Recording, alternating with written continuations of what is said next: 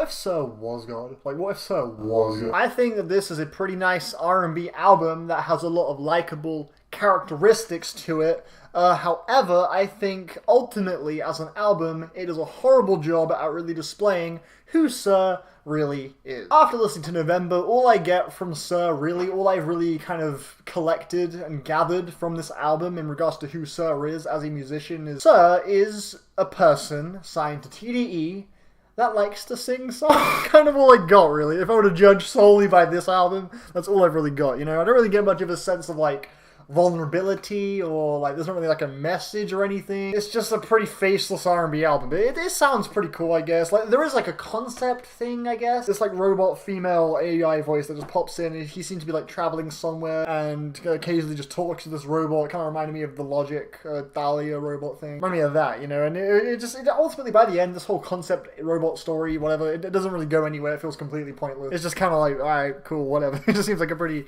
kind of shoehorned an attempt at seeming deep, maybe? I don't know. But yeah, overall, the sound of this album is very sultry, it's very jazzy, the samples laced throughout the whole thing are very smooth and soulful and nice, the live instrumentation sounds really cool. I would say that the production, the musical flavor, the sound of this album is probably its strongest aspect. His voice, his vocals are very pleasant as well. But again, they don't really leave any sort of like a lasting impression or anything. Like, he's just a dude with a nice, melodically pleasing singing voice.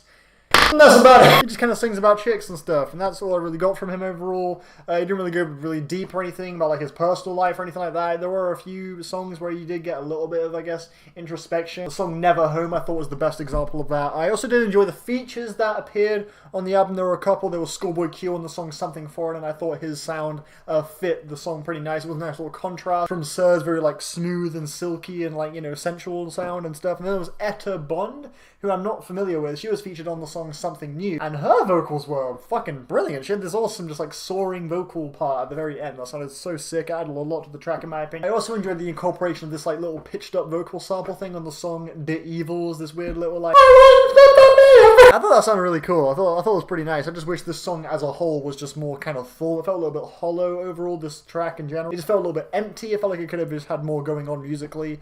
There was the song That's Alright, which was the first song on the album. It was alright. It was whatever. It's a pretty weak opener, I thought. You know, I mean, the song itself, musically, there's nothing really massively terrible about it, but like, it just does such a terrible job at setting like a tone or anything like that. It doesn't say any tone. It's just a song that exists. Like, that's about it. The worst track, however, is unquestionably the song I Know. Oh my god. Like, the song begins, right, and you're hearing these, like, eerie, like, bells, and it's like, oh shit. It sounded like, I thought at first, when it first begun, I thought it was going to be, like, the banger of the album. Like, the really, like, evil sounding, like, trap banger. Like, it's going to have, like, a trap beat, and these bells are going to be, like, evil and shit. That's what I thought, you know, within the first, like, 5 seconds. But then, like, 5 seconds later, I was tormented. I was tortured with the worst auto-tune ever? Worst auto-tune of 2018, bar none so far, you know. Obviously there's not really been much music so far this year, so, you know, it's not saying too much, but still, the auto-tune on this track is like the worst shit in history. And the I know who your baby mama really is little refrain he has is just kind of obnoxious, as well as the whole, she got badass kids. Like, these refrains, these lines are just super obnoxious to me, and,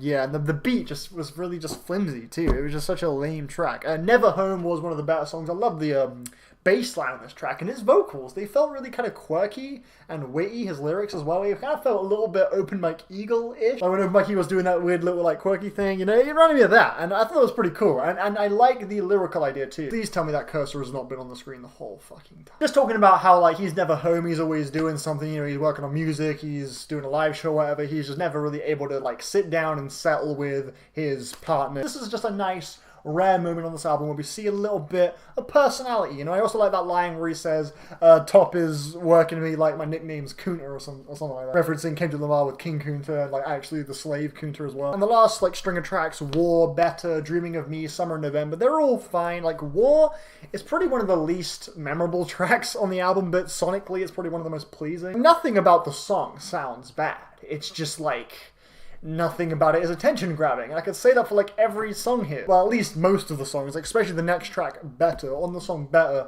Again, nothing about the song sounds awful, but we have SiR crooning about this girl who seems to have moved on from him to someone new, and he's sort of just wishing to be loved by this person again, and I guess that's pretty, you know, personal and stuff, but like just ultimately nothing about the song really hooked me. This surface level songwriting has all over the album, and this total just refusal to say anything really profound or unique or like, you know, exciting or massively deep is just kind of what stops it from really connecting with me. It just seems incredibly just like, it exists, and that's it.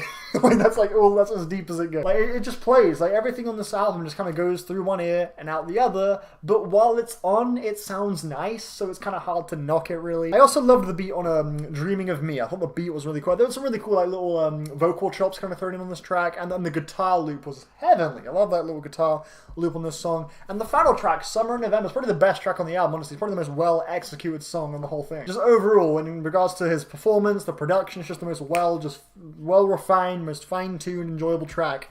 And yeah, it ends off on a pretty strong note. But overall, it's nice, but oh my fucking god, it is so forgettable. Like, it's good, but like, it's just nothing I'm gonna really rush to come back to. It's a really short album, it's like 32 minutes. All these tracks are very short. Like, most of these songs just kind of like, you know, exist around the 2 to 3 minute mark, and it's just like, alright, cool, here's a collection of tracks that are cool, but like, you know, okay. Like, the only track that was like insufferable was the song I Know. Besides that, every song here was nice enough to listen to, but nothing that would actually really, like, you know, stop me in my tracks. Like, if any of these songs came on the playlist, I'd be like, oh, look, it's this, okay, cool. I wouldn't get excited or anything. If we're like, it's just so like, okay. Like, it's just okay. I enjoyed it more than SZA's album though, I guess. I mean, I had more fun with this. Like, that album just kind of bored me. This didn't really bore me. It was just like, it was on and I was like, okay, this is nice. But then like, whenever it would finish, I'd be like, I'd just totally forget it. You know, but it was still nice. I'd give it like a 6. It was harmless, I guess. It was alright. I'm feeling, yeah, 6 is probably how I'm feeling. But yeah, cool. That's my thoughts on